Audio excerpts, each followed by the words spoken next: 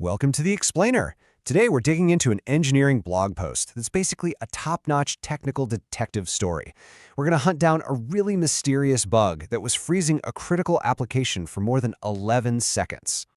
So let's set the scene. Imagine a crucial Java app, one that's serving live users, and it just stops. For over 11 seconds, it's completely frozen. Now, the first suspect is always the garbage collector. But here's the weird part. When the engineers checked the logs, the collector's actual work time was almost nothing. And yet the real time, the time the app was actually frozen, was a whopping 11.45 seconds. And that is the central mystery we're going to solve in this explainer. The official report says the cleanup job was done in a blink of an eye, but the entire application was on ice for 11 agonizing seconds. So where in the world did that time go? All right, to figure out what happened, we first need to get the lay of the land. Let's do a quick refresher on a few key concepts about how Java applications actually run. First up, you've got the JVM, the Java Virtual Machine. This is basically the entire universe where your Java code lives and breathes. It's the runtime manager that handles memory, executes your code. It basically runs the whole show. Now, inside that JVM universe, you have something called garbage collection, or GC. You see, as your app runs, it's constantly creating stuff, objects that take up memory. The GC is the JVM's indispensable cleanup crew. It swoops in and gets rid of all the old objects you're not using anymore. It's a fantastic feature, but it comes with a pretty disruptive side effect. And that side effect is called a stop the world pause. Yeah, you heard that right. To safely clean up all that memory, the JVM has to hit a giant pause button on your entire application. Everything just freezes. Now, a pause of a few milliseconds, totally normal. But a pause of 11 seconds? That is a catastrophic failure. You know, a bug you can't reproduce is really just a ghost. So to solve this mystery, the engineers had to drag this ghost out of the chaos of a live production server and into a controlled lab environment where they could put it under a microscope. Their setup was actually pretty simple, but totally brilliant. First, they built a small Java app that did just one thing: create objects and throw them away, over and over again. This was the victim, designed to make the garbage collector run all the time. Then, they created the villain, a background script that did nothing but copy huge files, creating a constant, heavy stream of data, about 150 megabytes per second, being written to the hard drive. And boom, the results couldn't have been clearer. In the first test, with just the Java app running, the longest pause was a perfectly fine 250 milliseconds. But in the second test, as soon as they turned on that background file copying script, bam, a massive 3.6-second pause. They had officially caught their ghost. Okay, so with the problem cornered in the lab, it was time to find this smoking gun. The engineers needed to see exactly what the JVM was doing, or maybe what it wasn't doing, during that long freeze.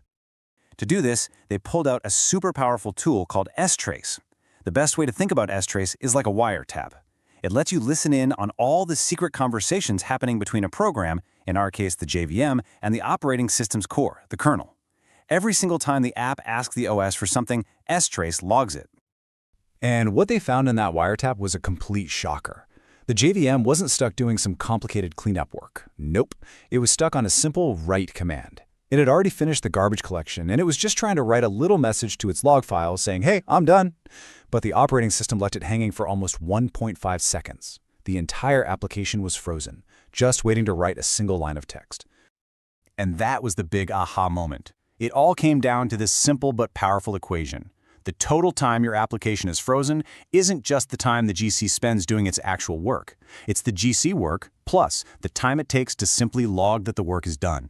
That seemingly innocent log write had become a part of the main event, holding up the whole show. So this discovery solved the what, but it opened up a much bigger, much more interesting question. Why? Why in the world would writing to a simple log file cause a delay of several seconds? To answer that, the investigation had to go way deeper, down into the guts of the operating system itself. Now, this is where it gets a little technical, but it's super important. The kind of write call the JVM was using is supposed to be asynchronous. In plain English, that means the JVM should just be able to hand the data off to the OS and say, "Hey, write this when you get a chance," and then immediately move on. It shouldn't have to wait. So what was causing this massive traffic jam inside the OS? Well, the deep dive revealed two culprits hiding out in the Linux kernel. First up is something called a stable page write. Basically, to keep data from getting corrupted, the OS locks a little chunk of memory while it's being written to the disk. If our JVM comes along and tries to write to that same locked chunk, it's told, sorry, get in line. The second culprit is journal committing. To avoid losing data, modern file systems kind of write things down twice, once in a journal, then to the final location. When our GC log file needed a little more space, the file system had to update its journal first. But because our background script was hogging the disk, that simple journal update got stuck in traffic, blocking our JVM right behind it. All right, so with the case completely cracked from the app all the way down to the kernel, the engineers could finally develop some clear, practical solutions to make sure this never happened again. A few options came to light. The perfect world long-term fix would be for the JVM to be changed to handle its logging in a totally separate process. A simpler fix is to just move other apps that write to the disk a lot off the machine. But the most direct, immediate, I can do this right now fix? Isolate that GC log file. Isolating the log just means getting it out of that I/O traffic jam. You could put it on what's called a TMVS, which is a virtual disk that lives entirely in your computer's RAM. It's crazy fast, but if the machine reboots, poof, your logs are gone. A better option is a dedicated solid-state drive, or SSD, for your logs. Or, if you're on a budget, even a separate old-school hard disk drive, an HDD, will do the trick, because it won't be competing with anything else. And check this out. The proof is in the pudding. The engineers ran their experiment again, with that same heavy background I/O still hammering away. But this time they pointed the GC log to a separate SSD. And the result? Remember that crazy 3.6-second pause? Gone. Just gone. The maximum pause time dropped right back down to a healthy 250 milliseconds. Problem solved. So what's the big lesson here? The key takeaway from this whole detective story is that you have to think about performance as a system-wide problem. An activity as simple and, seemingly harmless as writing a log file can, if the conditions are right, bring a major application to its knees. Every single process that writes to your disk is a potential suspect. And that really leaves us with one final big question to think about. Your logs, your backup scripts, all those little housekeeping tasks, they're way more critical than you might think.